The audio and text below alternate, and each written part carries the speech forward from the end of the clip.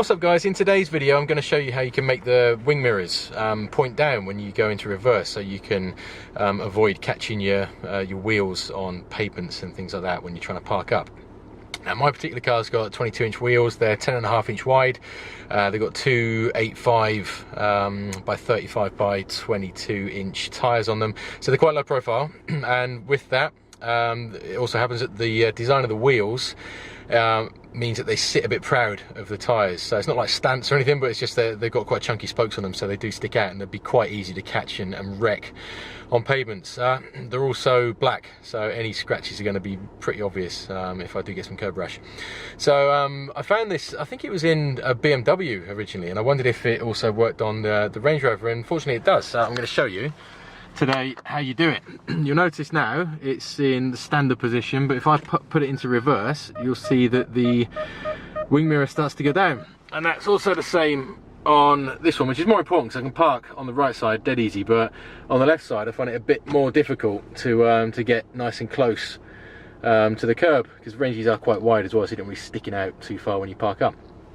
So if I go into reverse again, you'll notice the wing mirror angles down, and now I can see closer. I can kind of see where the wheel is almost, because these stick out, they're flush to the arches.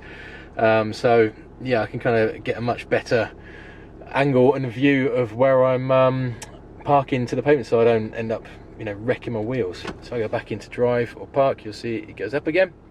That's very easy to do this. What you need to do is simply, it focuses, there we go, you've got your buttons here for controlling left and right, and you've got your little arrow there as well. So with your gearbox in reverse, when it's in reverse, no other time, you then adjust this one here, your little little button. You can set it up, down, left, right, wherever you want.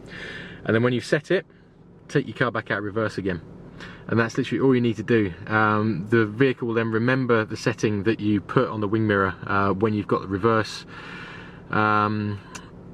on your gearbox when you're in reverse, and then when you go back into drive or neutral or park, the wing mirror will return back to its standard state again. So it's just a little tip. It helps preserve those alloy wheels if you've got expensive rims.